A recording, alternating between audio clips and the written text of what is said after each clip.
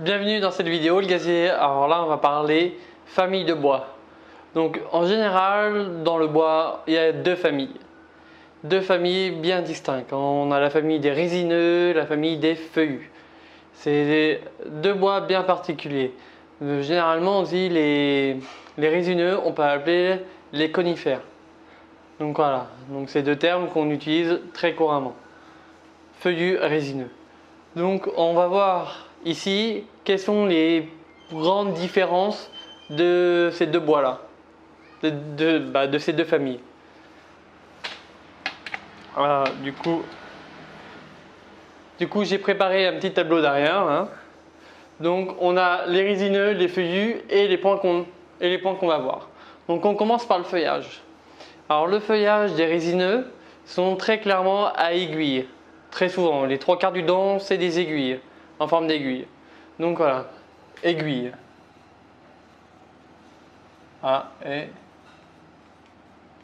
Aiguille. Donc voilà, ce type de feuillage là, voilà, il se persiste pendant tout le long de l'année. Et ça part très rarement les aiguilles. Je prends l'exemple du mélèze. Ouais, du mélèze. Le mélèze, lui, perd ses aiguilles vers la automne, vers la descente de sève. Donc il hiberne après. Bon, ça on va voir un peu plus tard, mais c'est un bois exceptionnel dans les résineux. C'est un cas à part. Après ça, dans les feuillus, on est en format feuillage feuille. Donc voilà, tout simplement des feuilles traditionnelles que on peut voir qui nous encombrent souvent notre terrain. Donc voilà, format feuille.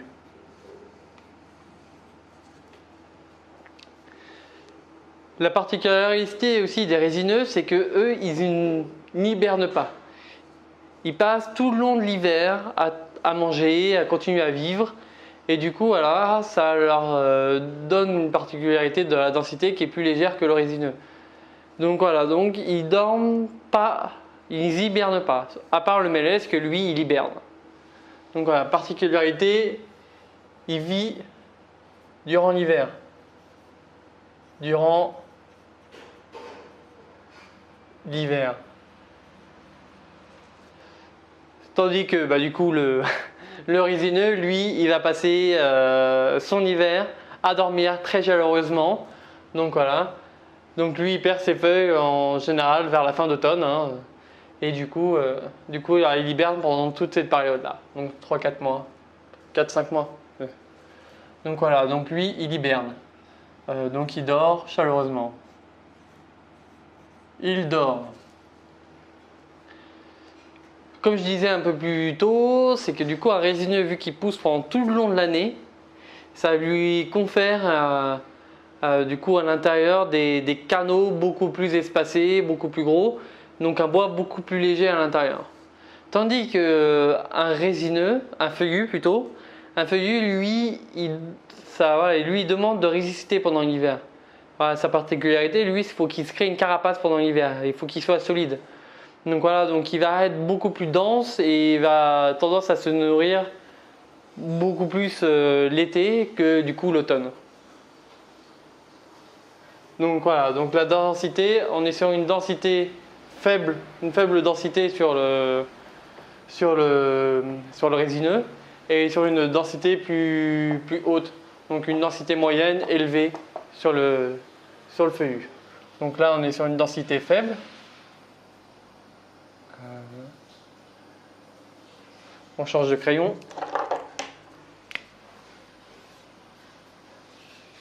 C'est pas mieux, on rechange encore.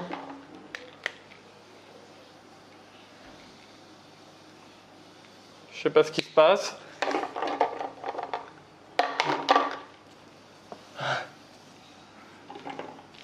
Les aléas. Un peu mieux. Faible, et du coup là on disait moyen. Une densité moyenne et une haute densité, donc élevée.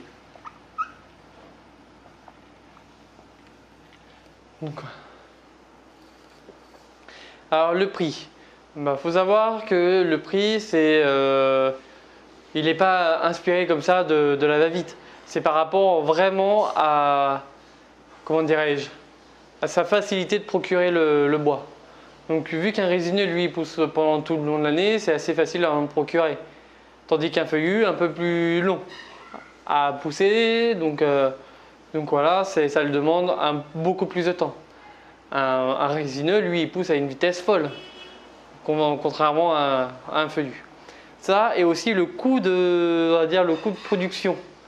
Bien sûr, quand on pense à la scierie, eux, ils utilisent des lames, le résineux n'impacte pas les lames de la même manière, le séchoir aussi, beaucoup plus simple, beaucoup plus dur à sécher. C'est ça qui impacte le prix réel, donc c'est le coût de production. Donc, soit disant passant, sur un résineux, on est sur généralement des bois peu chers. Donc voilà, quand on pense à peu cher, c'est moins de 800 euros le mètre cube. Hein. Donc, ah. Bah, décidément, on va peut-être retourner au bleu, il va vouloir. Bon. Du coup, ce qu'on disait, à un prix moins de 800 euros, donc sur un prix faible. Voilà, c'est généralement beaucoup moins, hein.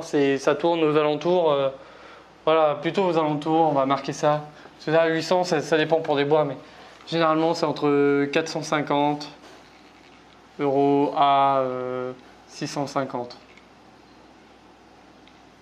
euros.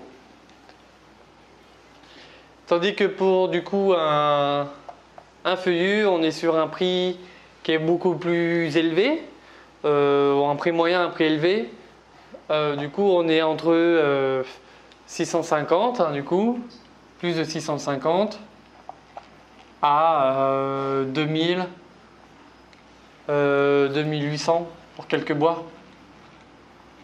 En sachant que 2800, c'est quand même du beau bois. Hein. Le noyer, moi je le payais 1800, 2200. Tout dépend de la série et tout dépend de la qualité que je voulais aussi. Donc voilà. Mais généralement, les bois tournent aux alentours de 800, 1200, 1500 maximum euros le mètre cube. Donc après ça, les usages. Alors bien sûr, on n'aura pas le même usage pour un résineux que pour un feuillu. On va dire que le résineux, en général, on l'utilise pour les ossatures. Donc on pense très bien aux ossatures maison bois, où là on a un résineux qui est utilisé pour les fermettes aussi. Donc voilà, donc tout ce qui est ossature, fermettes, et voire même des fois tasseaux de fixation pour le menuisier. Donc on est sur un usage, on va dire, charpente. Voilà. Charpente fermette. Ossature. Tasseau. Donc, et tandis que pour le feuillu, lui, on va utiliser par exemple le chêne, on peut l'utiliser pour la charpente traditionnelle. Donc voilà, on peut très bien l'utiliser pour la charpente traditionnelle que pour les meubles, mobilier, le parquet, les ouvertures, etc. Donc on dit charpente tradi.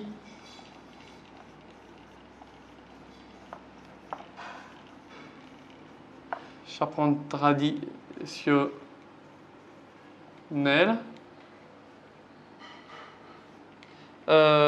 Parquet. Ouverture. Escalier, par exemple. Donc ouverture, on pense à porte-fenêtre. Mobilier aussi. Hop. Le mobilier, c'est souvent ce que vous allez faire vous de votre côté. Donc voilà. Mobilier, voilà. Et après ça, les défauts majeurs. On va dire que les défauts majeurs du résineux, c'est ses nœuds. La présence de nœuds. Beaucoup de nœuds. Alors, présence de nœuds.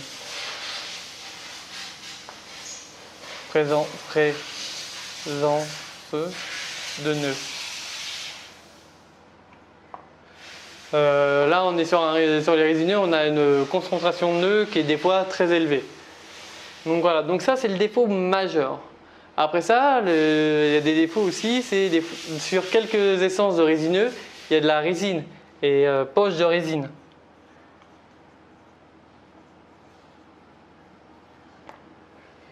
Pas sur tous les résineux, hein, mais sur quelques-uns, voilà, ça peut être un défaut.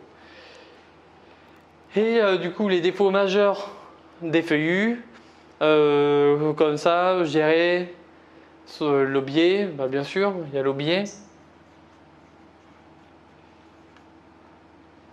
Après ça, du coup, vu qu'on utilise rarement le cœur, on doit enlever les cœurs, mais c'est à peu près partout. Quoique ici dans le résineux, généralement le cœur, on peut le garder pour faire de la charpente. Donc voilà, moi je dirais l'aubier et si quelques champignons.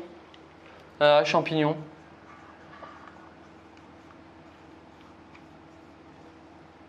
Ah. Par exemple, champignons, je pense au frêne. Le frêne, lui, il a soit le champignon qui rend le bois blanc, donc ce qu'on appelle frêne blanc. Il faut savoir que ça, c'est suite à une maladie. Le frêne olivier, on va avoir une partie centrale qui est de beaucoup plus foncé, beaucoup plus foncé, qui va tirer sur le marron gris.